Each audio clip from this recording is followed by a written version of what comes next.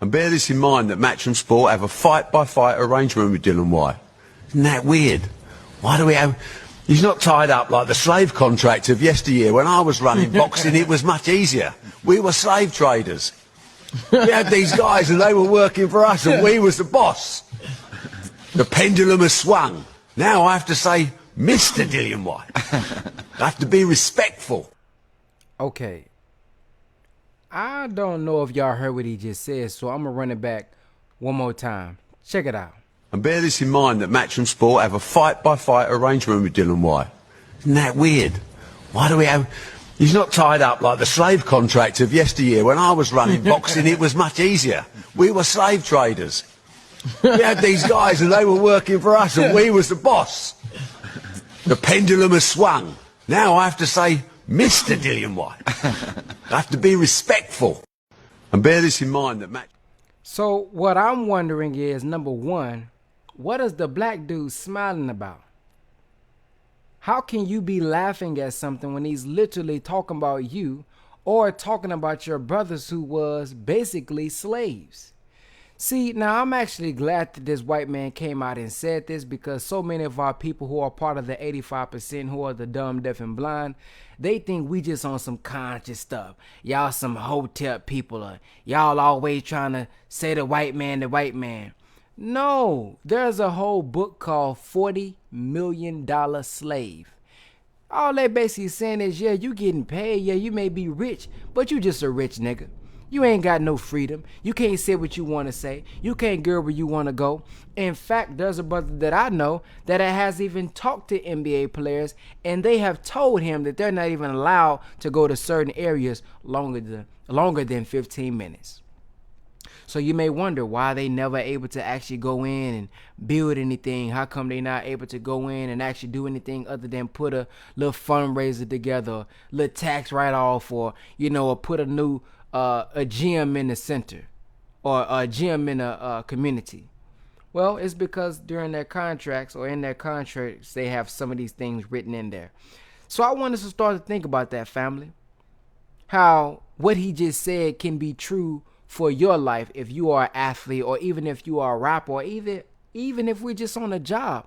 This is how a lot of them think. They're the slave masters and we just working for fiat money. Fiat money is basically money that don't even have any value. So if we working check to check, we really just slaves, family. They tell us what to do. They tell us when to come to work, tell us when we can get off of work. Then they treat us how they want to treat us on the job, because they know we don't have no backup plan, nor do we have a side business most of the time. So I got to be quiet. Ooh, girl, I want to cuss him out today. Or you may have a brother say, man, I want to go off on that dude today, man, but I have to keep my composure, man, to keep my job. So they basically treating us like slaves, family, especially with the athletes. I was an athlete. I'm still an athlete. I still play basketball. But the facts is the facts, family. A lot of them have this mindset that we are the slaves working for the slave master. They are the owners. We are the players. That's why as soon as you hurt yourself, they pretend like they love you all the while. Oh, when you making 20 points, 10 assists, when you running track and field as fast as you do, when you playing football, getting all those interceptions. Oh, wait till you break your leg. Wait till you break your knee.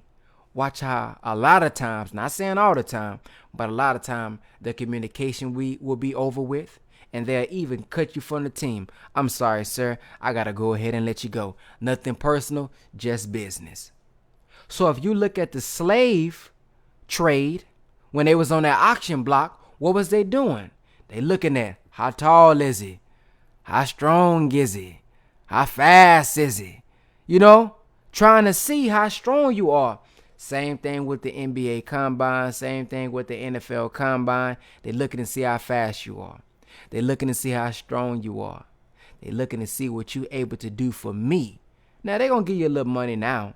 They give us a little money now. That's different than back in the day. That can be a difference. But I heard this from an NFL player himself, that book, $40 Million Slave, the brother played in the NFL.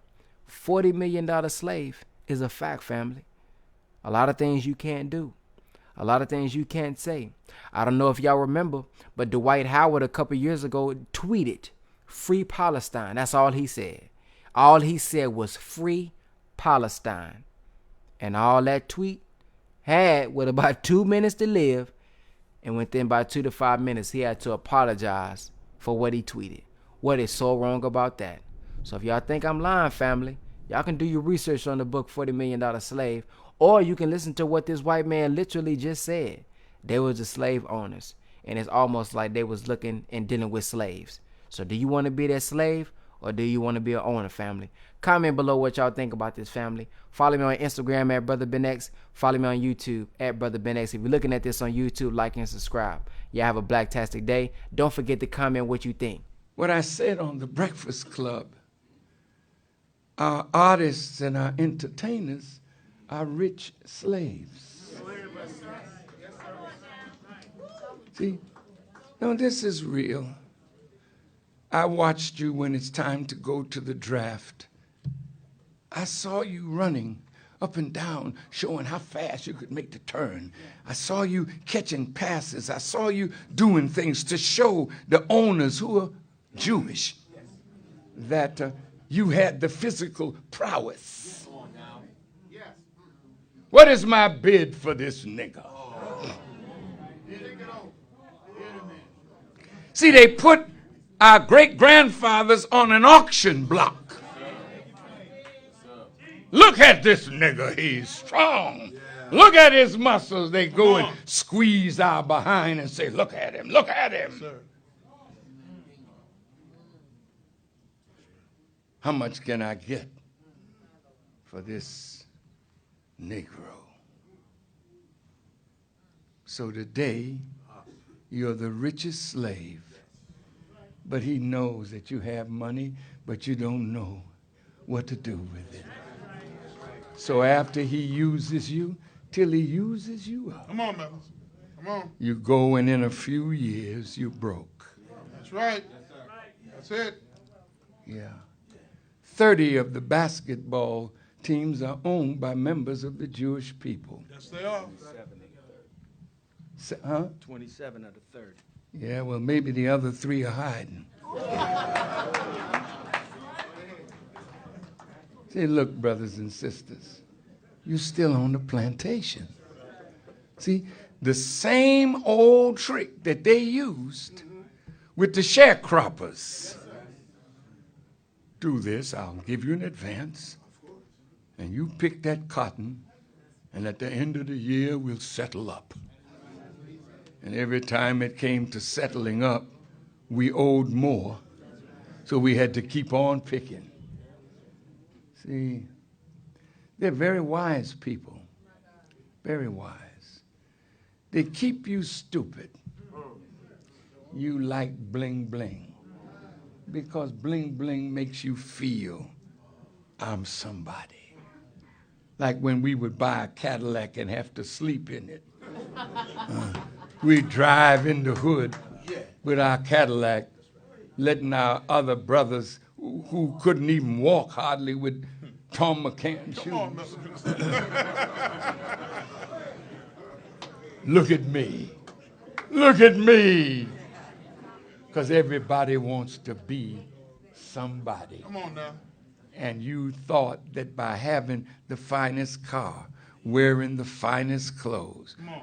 buying the most expensive shoes, that you now had become somebody.